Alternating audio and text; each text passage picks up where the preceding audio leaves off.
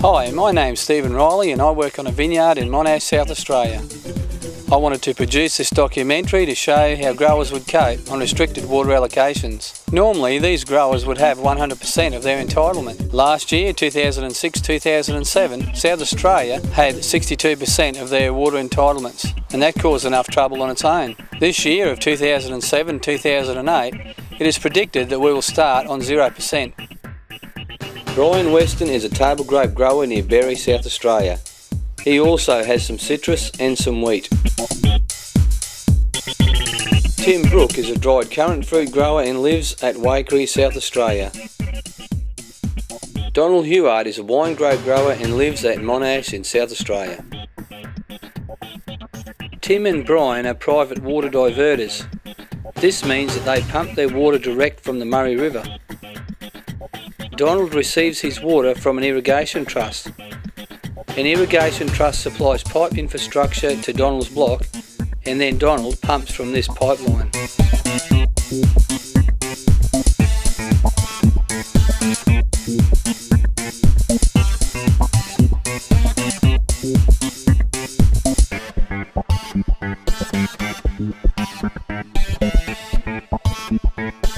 Three blockies and a drought.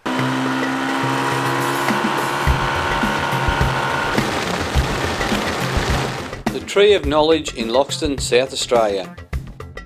This tree bears the markings that represent the flood levels over the years of the Murray River. The oldest being 1931, the highest being 1956. 51 years ago, large rainfalls occurred in the Darling River catchment in Queensland and the Murray River catchments in New South Wales and Victoria. This caused huge amounts of water to flow into South Australia and a great flood along the Murray River. At a daily entitlement of 7,000 megalitres per day, the water that would have flown through South Australia would have been approximately 630,000 megalitres. The flood produced approximately 48,000 gigalitres. People battled the flood for approximately 3 months.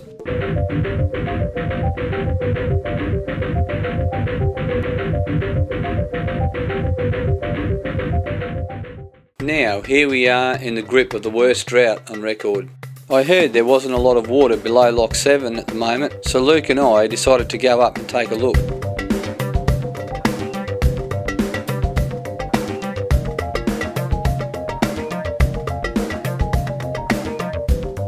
On our way to Lock 7, we saw a tree and it was full of hats. We're not sure what it was about, but we decided to stop and take a look anyway. Lake Victoria. You can find it in the southwestern part of New South Wales. There is 4 major water storages on the Murray Darling system, and Lake Victoria is the last of the 4 along this system. 677 gigalitres is the storage capacity. It was constructed in the 1920s by the River Murray Commission to be a means of a reliable water supply to help in the development of the Lower Murray region in South Australia. The regulator gate at Lake Victoria lets water down through Rufus River, which flows into the Murray River just below Lock 7.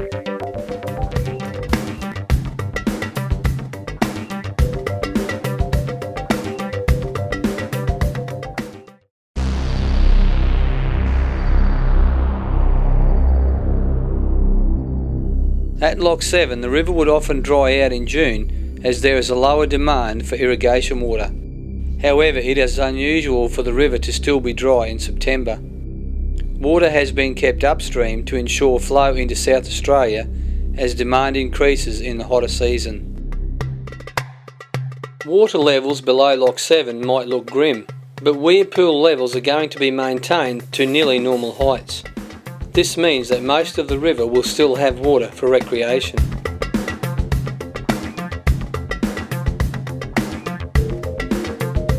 Wentworth in New South Wales. This is where we can find the junction of the Darling River and the Murray River. The Darling River to the left and the Murray River to the right.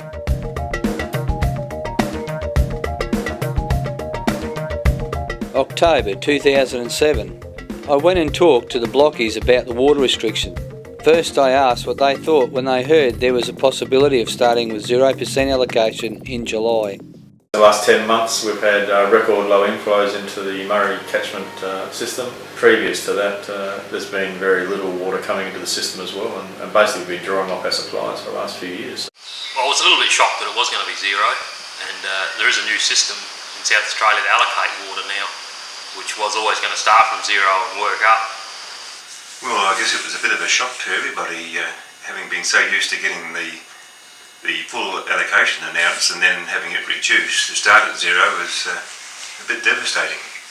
The allocation then went to 1%, but when July came it started on 4% allocation.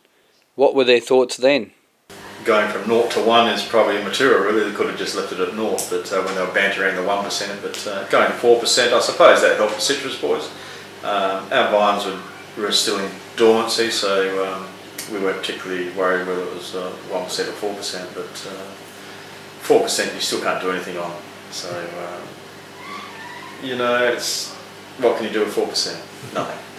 Well, I thought at least with 4%, like I had one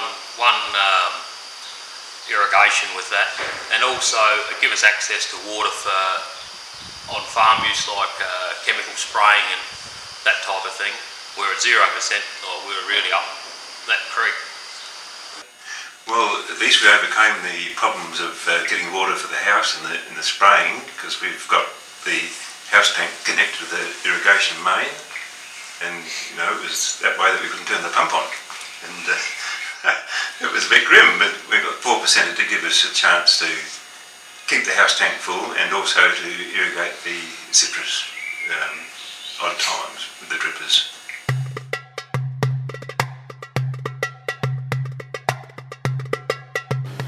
Well, I guess that when we start to talk about 13%, we're starting to get a bit of hope in the fact that maybe we can at least keep our vineyards alive. Not quite, but I think 13% can maintain our canopies without a crop. So at least we're quite confident of the fact that at least next year we'll be in a position to be able to crop our vineyards. Well, actually 13%, I had a few sleepless nights, but I'd come up with a bit of a plan of attack, and I figured at least at the end of the irrigation season or the growing season I'd still have permanent plantings, but they'd look pretty crook and there'd be no crop involved, but at least I'd have something there if I did want to keep growing grapes the year after. Well, that certainly was better. We were just coping with the oranges at that point, so that gave us enough margin to keep them up to speed, and we still wanted to get the Valencias off the trees. So the packing shed kept saying keep the water up to the Valencias, otherwise they will go around the stem and one thing or another. But what do you do when you haven't got any water? But that did get us out of that problem. And we haven't watered the vines at all until just this last week, and we've just put on a very light irrigation through the drippers. Right, now these are table grapes, and this is an early variety of the flame seedless. These vines have only had 3 hours water for the season since the 30th of June. Brian told me that the 3 hours was well short of their normal watering. They would normally have had 60 hours by now. So the vine is really living on its resources from last year. Surprising how they've grown so well at this stage. They're an early variety, and as we've got with most of the table grape varieties this year, there's quite a good crop on them. You can see the bunches on here at the moment, and that would give us a lot of pleasure if we knew we had sufficient water to bring them through the season. But hopefully this early fruit, we're going to try and get this up, and maybe that will give us some financial resources to purchase a little bit more water to bring up the late season fruit. I think we have to be positive, we have to keep going. We're committed to all the different processes which you have to go through with table grapes. We've already started, but if you don't start and if you don't keep with it, you're not going to be there at the finish, and it's the only way to just hang in there and try and do the best with the resources available. Looks okay at the moment, but it's a long way to get to the point of harvest.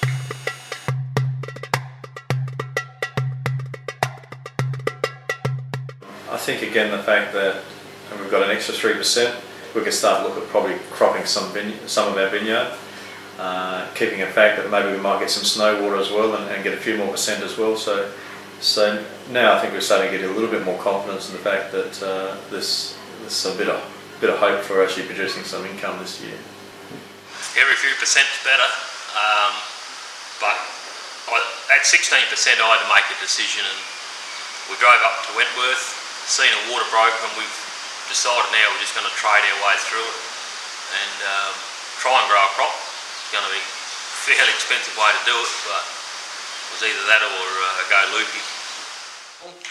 Well, there's a little bit of extra help. We've got an allocation of 454,000 kilolitres, and the 16% I think gave us 76 or something like that, 76,000 kilolitres, which is pretty abysmal when you look at the whole season. In the meantime, we have at least 100 megalitres of water, which is bumped it up now to 176 megalitres. But even last year with the 60%, and I think we used about 360,000, we jeopardised some of the late export grapes because of the shortage of water. So just how we're going to get from 176 to 360 or thereabouts, it's just a bit of a difficult problem this time. I guess tactics have changed from the time that it was announced that we had 0% to 13%. So basically we know that with 13% we keep our vines alive. At 16% we know that we can probably start to look at cropping some. And so our tactics are changing basically. We're now working out whether to release a certain amount of water that we can afford, and then working out what percentage of the vineyard that we can crop versus what percentage that we'll take the crop off because we don't have the water to produce a full crop. That's where we are right at this moment. It's getting a little bit more difficult to project just what percentage we're going to have and what sort of crop we can carry, but we have to make that decision probably within the next month of how much we're going to carry. So regardless of the amount of water we get, we have to make that decision in the next 30 days. I went down to look at Brian's orange trees, and he told me they were going to reduce them in size. So we're going to go through with the mechanical saws and cut one side of the tree right back to the butt and take a little bit off the top. So as for the next year or next couple of years we'll just get fruit on the, which will be the western side of the tree, while the other eastern side regrows, and then we'll cut the other old part off the western side and rejuvenate the trees at the same time. But we should be able to reduce the quantity of water required quite considerably. Trees have got quite big and they're 40 years old plus, and it's time they had something done to them, so it's not going to be altogether a bad move. But for us it's going to be pretty drastic because we've not done that sort of thing before.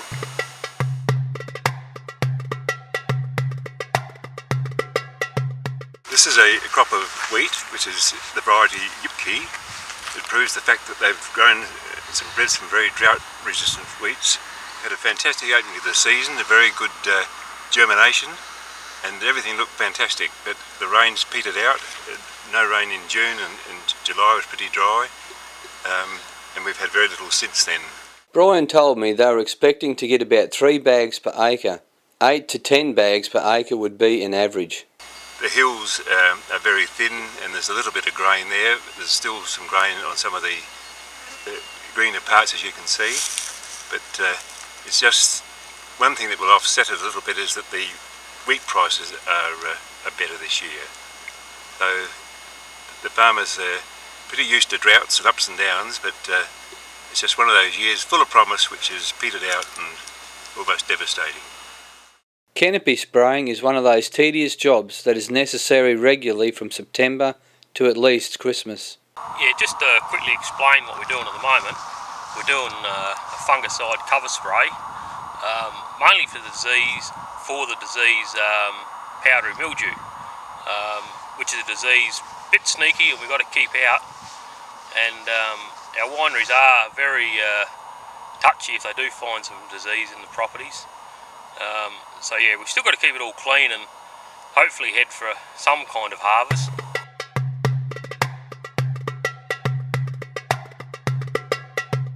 I decided to take the family for a trip to Goolwa. When we were there, we could see that the water levels were getting very low.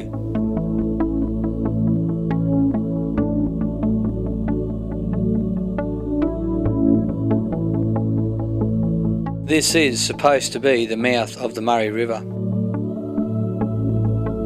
The mouth of the Murray River only kept open because of millions of dollars spent on dredging machines to keep it from turning into a sandbar.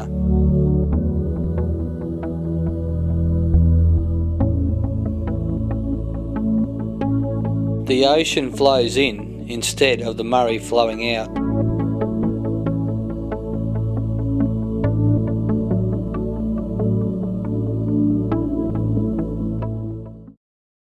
Well, I was actually hoping for a bit more than that, but so I'm pretty sure that's all we're going to get. So back on the internet and look up a water broker in New South Wales and lease a stack more temporary water for the year, because I'd already decided I was going to grow a crop. I didn't want to lose my vineyard, so... Well, it was a bit devastating at the time because we'd had all hoped that gradually as the season progressed the allocations would increase, but we've been probably conditioned to it by the Minister saying continually that there was no water to be had. So we made that decision, a quantum decision, to go out and lease water in at whatever the market price. And we had already leased in 100 megalitres at $800 a megalitre, and we purchased another 100 megalitres at $1,050 a megalitre. About 2 weeks later they announced that we'd be getting 22%, so what did you think of that after spending more money? Well, I shake my head how they work out what we're going to get, but yeah, no, I wouldn't grizzle about it. Yeah, they give me an irrigation, and we had some pretty warm weather, so I've used that up and grateful for every bit I get. With that 22%, the amount I'd leased was just enough to scrape me through, and yeah, if I have to, I'll just lease a little bit more, but I don't want to go silly about it and find out I get more water and yeah, I haven't got a use for it. I'll just play it month by month.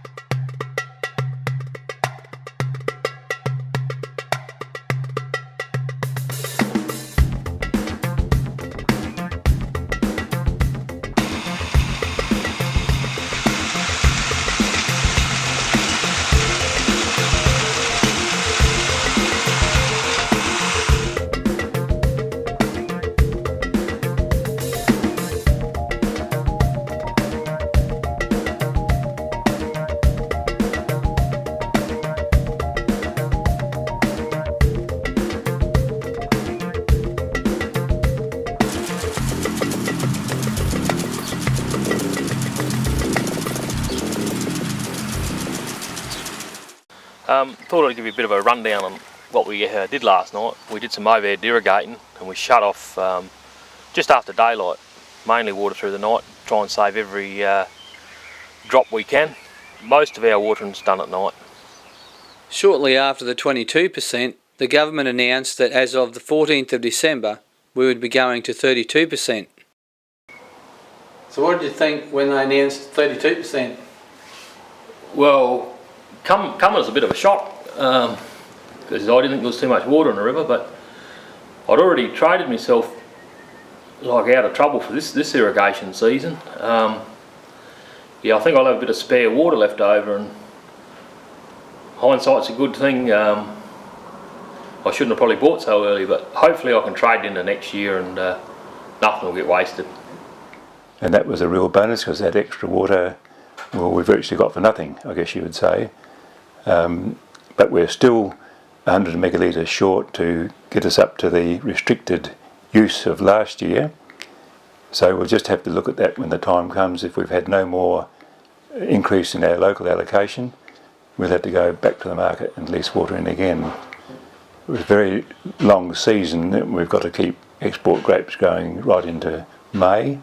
So the irrigation season has to be continued on, although we can back off the early varieties which have been harvested.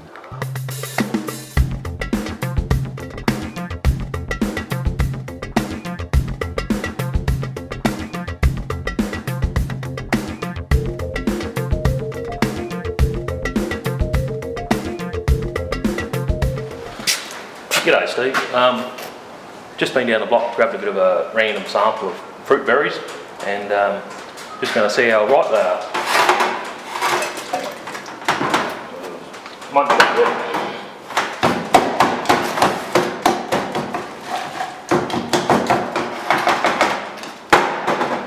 Yeah, and all I've got is a refractometer, just measures sugar and bricks.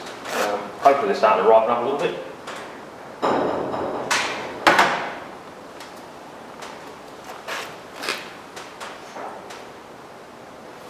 Yeah, this is saying about 17.2. Just got to convert that over. Around 9.6 bowmate, so they want them about 12.5, probably look about 3 weeks. But yeah, I'll do a few more before we book them in.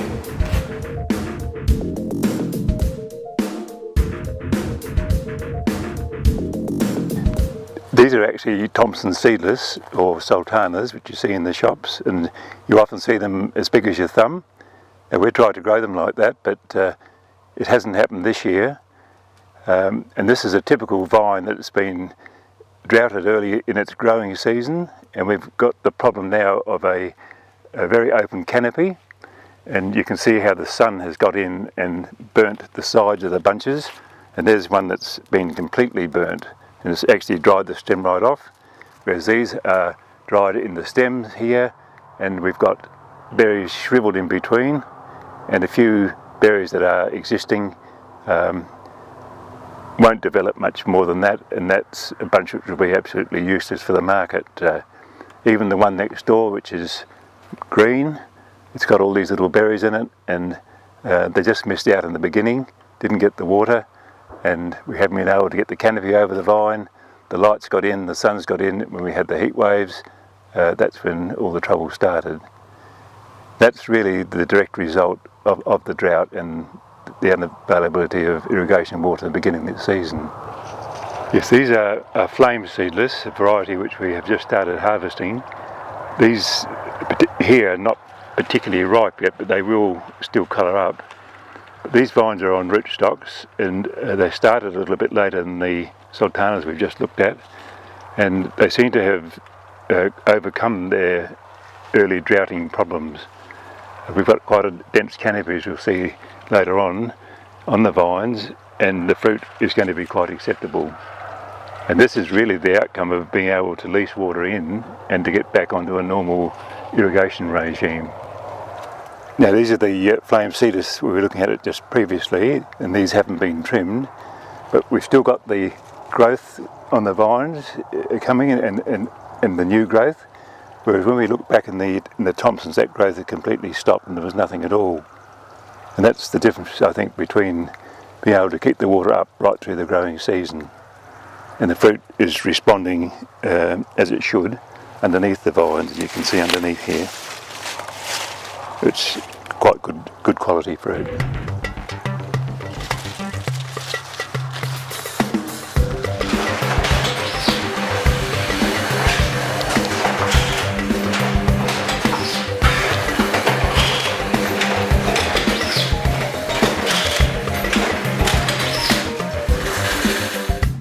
We were out and looked at some of the grapes just before.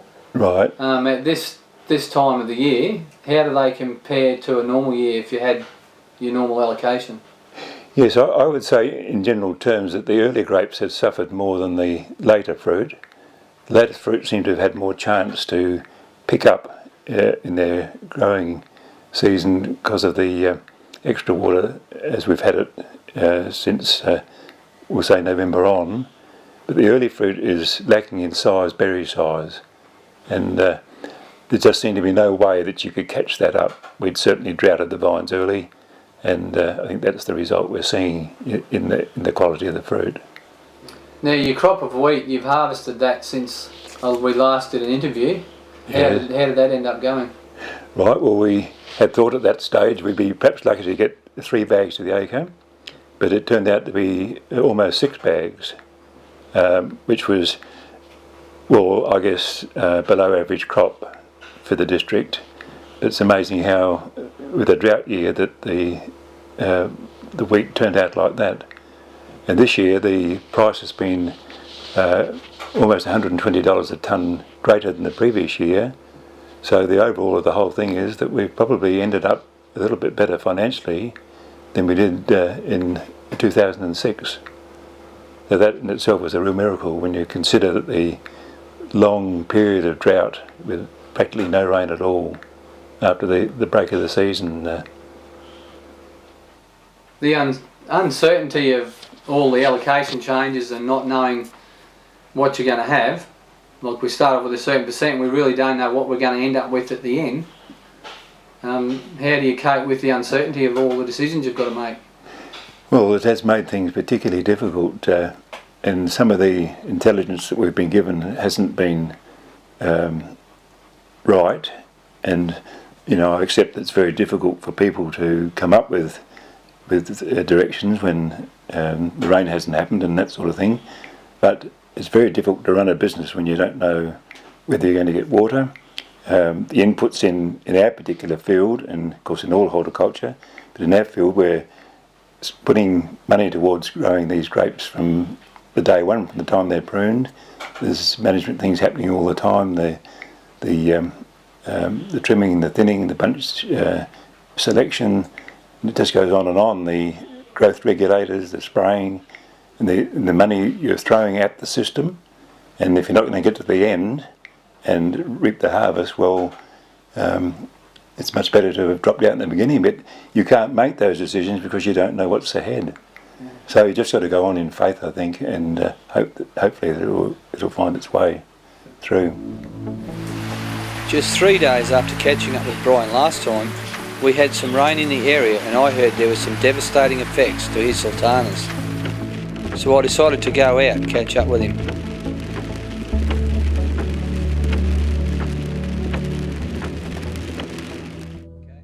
Right, today this is 16 days since we had about 13 millimetres of rain. It was a very light rain. Started on the Friday night, continued through the night until Saturday lunchtime. It stopped, and then we had another wetting shower in the afternoon of Saturday. So you could imagine the grapes may have been wet for up to 36 hours, but not a big rain, and something which I wouldn't expect to see damage like this. We've had thunderstorms of 2 or 3 inches and the damage has not been as severe as this. But 16 days has elapsed since we had the rain. I came up whilst it was raining and could see that they had split, and now that splitting has shown up as the berries have actually drying out. Those splits have released the moisture out of the grape, and we see all that grey and brown in the berries and very little weight left in the bunch. As far as marketing is concerned, there might be just 1 bunch or 2 bunches on a vine which would be suitable to pick for the market. So we could say from our project as table grape growers, they're a 95 or even 100% wipeout. This can't be just the effect of the rain. I feel this goes way back to the beginning, as when the vines shot. Maybe the vines were too dry then. At that stage we kept them dry, trying to save the water. And then when they were sprayed with their growth regulants, again, maybe there wasn't enough moisture in the ground for the vine to go through its natural processes, and somehow or another that's affected the physiology of the fruit of the vine, and when the rain has come on it, they picked up the moisture, picked up the nitrogen, and just split from end to end. Lake Bonnie, South Australia. It is what the town of Barmah was built on, the main attraction that this town has relied on for tourism dollars. Lake Bonnie was cut off from the Murray River in September of 2007. This was done due partly to the evaporation losses, and also if the Murray River levels dropped lower than the lake, the higher levels of salt in the water would flow into the Murray River.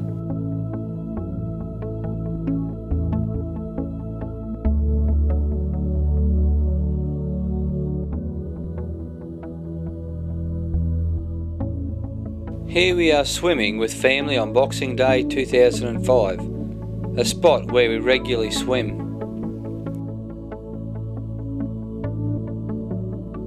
The same spot on the 21st of March 2008, now our swimming area is turned into a salt pan. See the salt there? as you move the salt away.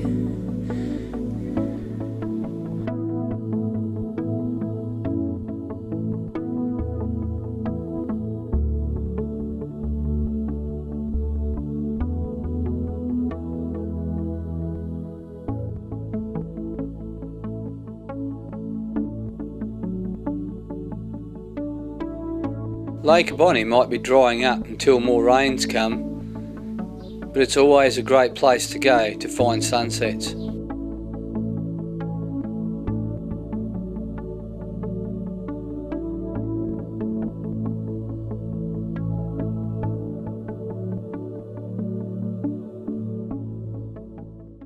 Mark Cummins is my wife's cousin from England. I thought it would be interesting to find out what people in other countries thought of the Murray River system. Hello, my name's Mark Cummins. I'm a visitor to Australia from England. I'm staying with family at the moment in the Berry area in the Riverlands, and I've recently completed a degree in environmental management. And part of that was looking at water rights and various issues that associated with that around the world. And the Murray Darling scheme was one we looked at, and that's held up as a potentially ideal solution to the problem of water management and water rights and water control. And the reasons that basically are given for that is that the Murray Darling is self-contained within one country, like the nation of Australia. It's a closed system, so there shouldn't be any politics involved with your neighbours or disputes. For example, rivers like the Tigris in Iraq and Turkey, where one nation takes the water and affects the flow further downstream. That shouldn't happen here. Until the river management scheme here in the Murray was put in using the locks to hold the water back, the evidence showed that the Murray would be dry for several years, maybe 3 in 15 or 2 years, two out of 15 years, there would be no water available at all. But now there is water available all the time, albeit in greatly reduced quantities. Australia was amongst the first, if not the very first nation to make water a commodity, because it calculated the flow rates of the river, the rainfall, the storage volumes, and then how much was needed for irrigators and end users. So to make water a commodity was quite unique, and they've taken the whole system approach, which some other countries haven't, in that you calculate it from rainfall to end user. But it's been with interest that I've seen since I've been in South Australia that these potential solutions don't actually work in practice, and hearing some of the stories here, it's quite interesting to see that it's not a simple solution. It is interesting to hear that people looking from afar can see the potential of the Murray Darling system, but they don't realise that the states of Australia don't always see eye to eye. They only look after their own interests. We need a non-biased governing body to run the system. With water levels normally rising and falling along the Murray River, new trees would be spread along the riverbanks, encouraging new vegetation. With higher water levels, these trees would get an occasional good watering to help them survive the drier periods. What I have seen with the low levels and lack of rainfall, these trees are stressing and not coping. They're dropping limbs and falling over all over the place.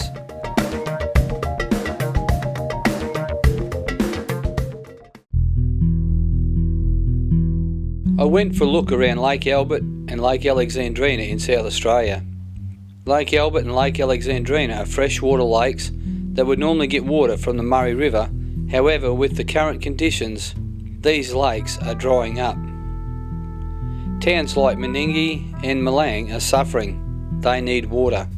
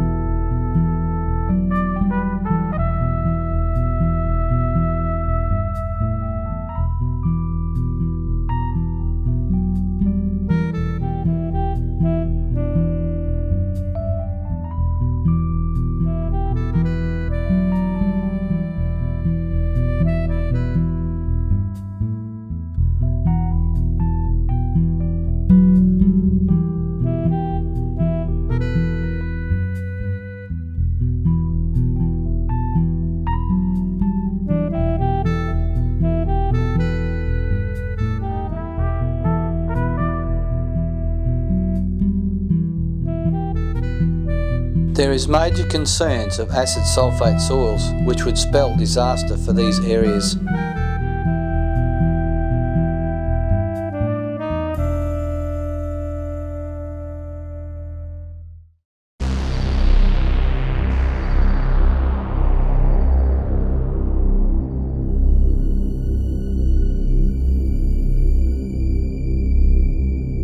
I went for a ride to New South Wales to look at a place called Bottle Bend.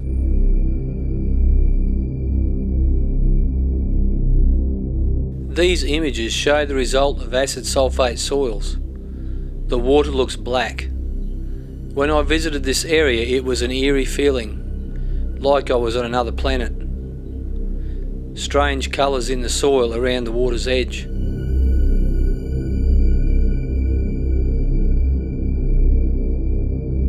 This water was totally void of any sort of life that I could see. Certainly no fish and no birds swimming.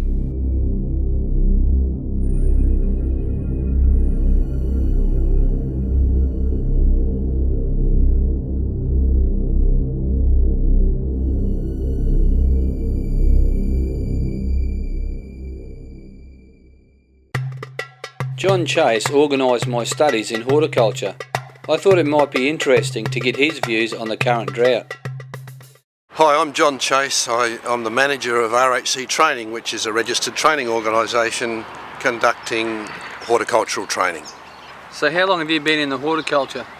Well, I've always had an interest in agriculture and horticulture. I grew up on a farm and for a few years I worked on a horticultural property, picking oranges and grapes and doing general block work. But for the last 10 years I've been involved in the training in horticulture, which is this position that I've got now, and that's been really interesting and exciting, working with a whole range of people who want to learn about horticulture. So how has the drought affected your job? Well, it's interesting because obviously growers who are not sure of what water they're going to get in the following season are not too keen about taking on extra people. So the number of trainees that we've had has dropped off quite considerably, and that's made it a bit tough for us. What do you believe is the general effect in the Riverland due to the drought? The drought affects everybody in a rural region like this, that's for certain, and obviously the growers, lots of growers are finding it difficult because they haven't got enough water to produce a decent crop, and certainly the citrus industry has struggled a lot since we've had a reduced amount of water. But it also has an ongoing effect. As I said, our organisation is affected because of less trainees, and the businesses around the community are all, I guess, feeling the strain a bit, particularly those businesses that don't provide just basic needs but more other needs. They might be the ones who are struggling a little bit more, where you don't go to buy the extra thing anymore when things are a bit tough. So what sort of future do you see in horticulture? Well, I'm a positive person, and I think generally the community is amazingly resilient and amazingly positive. And I do see a future in the industry, but there might be some changes. People are working out of different ways of watering their crops to save water. Some people are looking at alternative crops that may not take as much water. So I think in tough times a whole lot of new ideas and new opportunities arise, and I believe that horticulture will continue, but it might be in a significantly different form as time goes by. Oh, this is me little tow-along harvester. I bought it a couple of years ago. At the moment, as you can see, we've got in 1 million bits, well it seems like that, and yeah, every year we pull all the bits, change a few bushes, change a few bearings. The juice from all the grapes just rots all the bearings out. Yeah, we probably, I don't know, 3 or 4 full days work, but we're doing it bits and pieces at a time. But when we get it all back together and we get it running, I'll invite you back to have a look at it and explain to you how it actually works. It's a bit hard to see now, all in pieces. It is now harvest time, and Donald is out mechanical harvesting his grapes.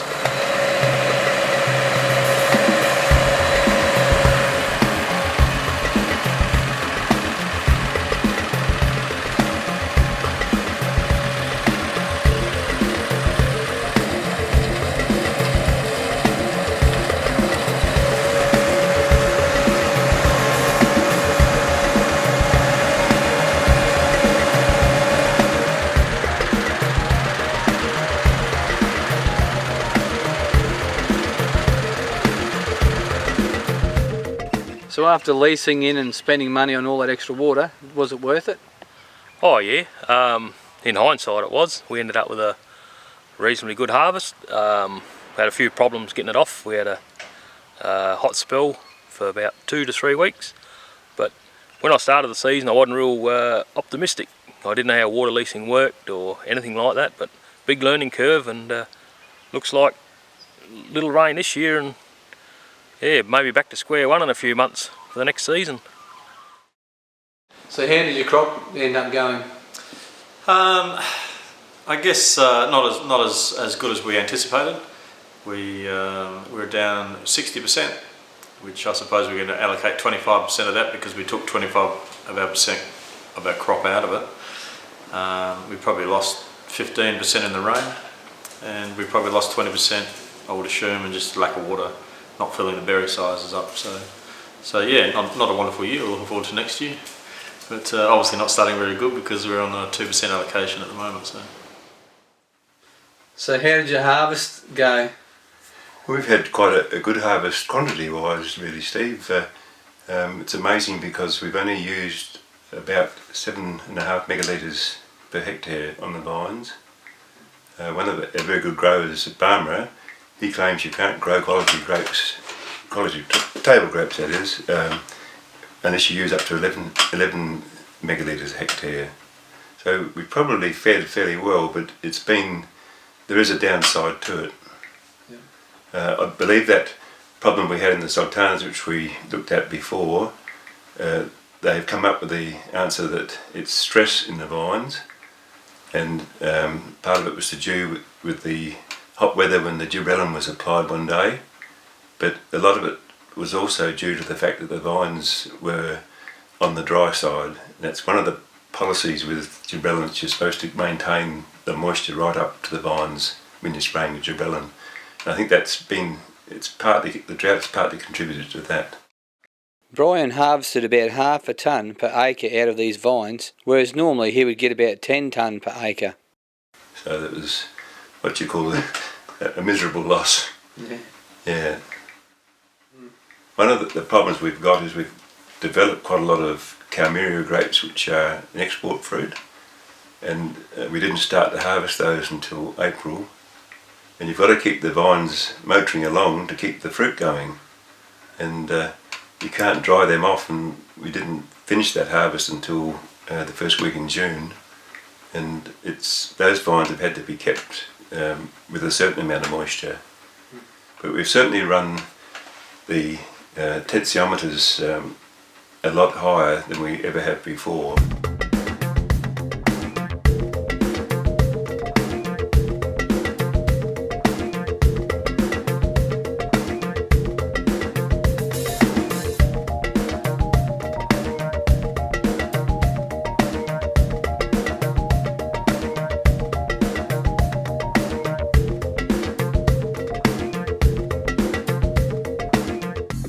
Haven't focused very much on the deeper readings, which I feel has been a problem when the heat's been on, when the stress has been on. Yep. When we had that 17 days of heat in March, because there was nothing much underneath, I don't think the vines could cope. Pump what you like on the top, it didn't seem to do much good, and I think the vines were just sitting on that dry base, and that was it. So did you end up leasing any water for the season, or? Yes, we obviously had our initial or our final 32% allocation we were allowed, and we leased in 18%, so that took us to 50% of our allocation. So we grew those crops on 50%. Yeah, at least 18%, which wasn't enough, but that's all financially we can manage. And with last year's crops now at 40% only, we're going to be struggling this year if the prices for lease water go through the roof like they did last year.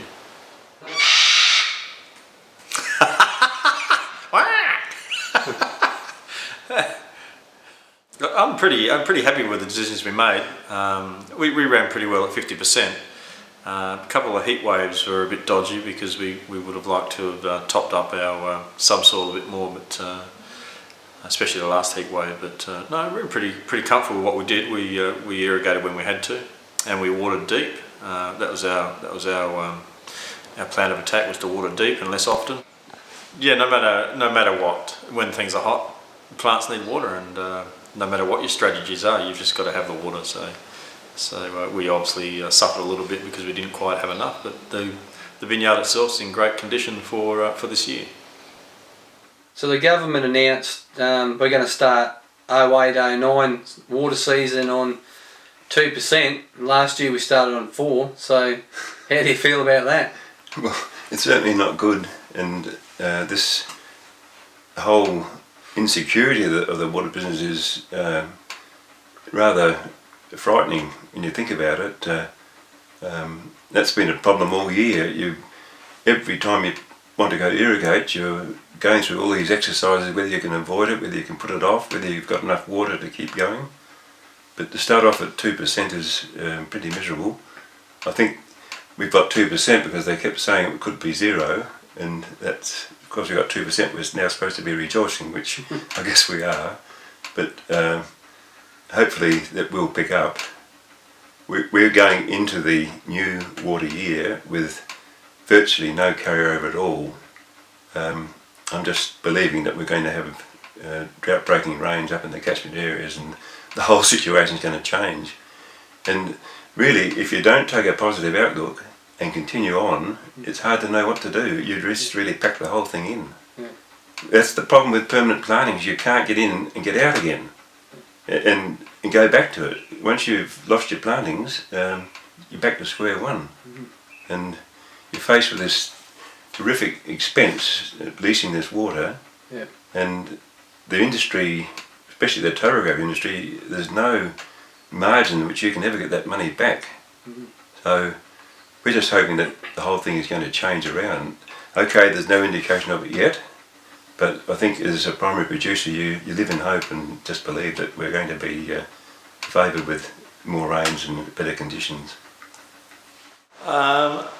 Well, we've been able to carry through a little bit of water, enough for 3 irrigations, so that plus the little bit we anticipate getting, that probably gets us through till maybe Christmas.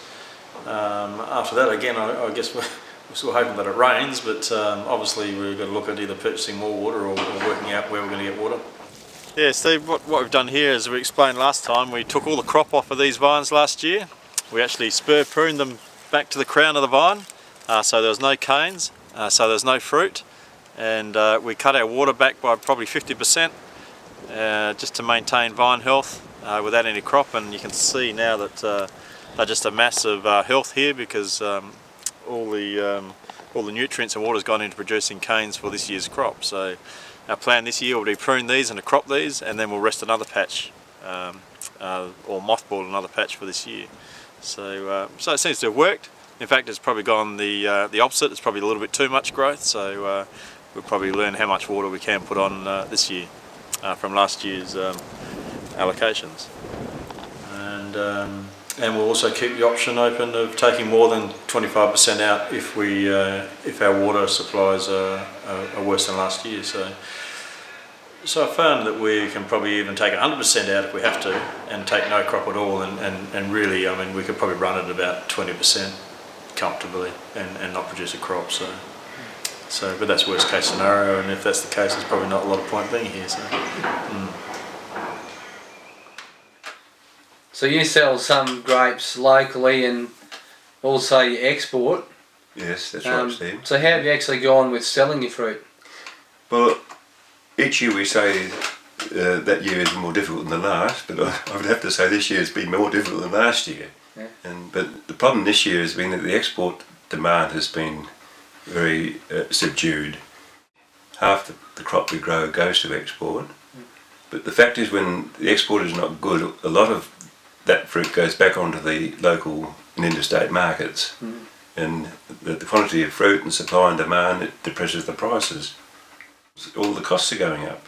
Yep. The freight costs go up, the diesel goes up, the you name it, and everybody's asking a little bit more. But on the market where it's completely supply and demand, you can't go to the buyer and say, look, they were $10 yesterday, but my costs have gone up, I want $12 tomorrow. Yep. It doesn't work that way.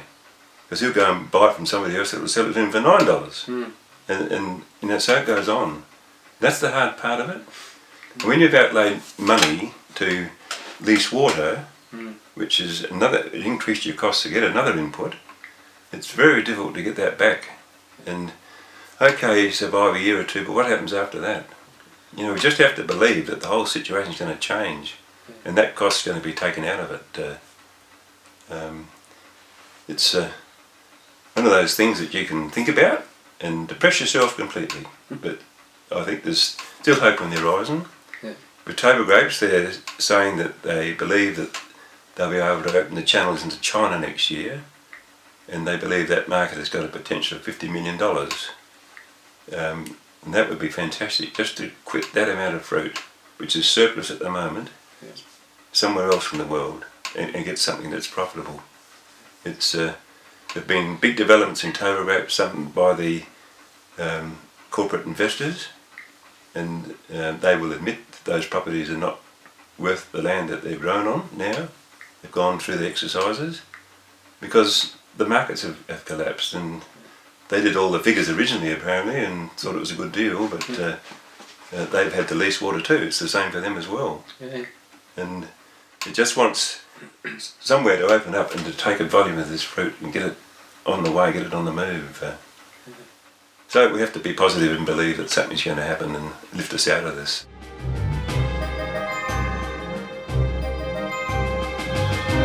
Some people see a hope in a future. Even though times are tough, they will stick it out. For some it is too late. They haven't had the resources to see the last year through. Then for others, this was their last chance and won't be able to continue for another year.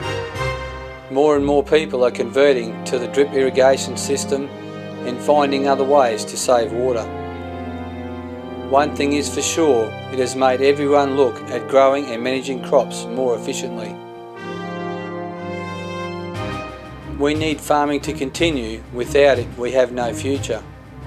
The rains will come. Let's hope it is sooner rather than later. I tip my hat to the primary producers who say never die. That Aussie spirit that will battle on for better days to come.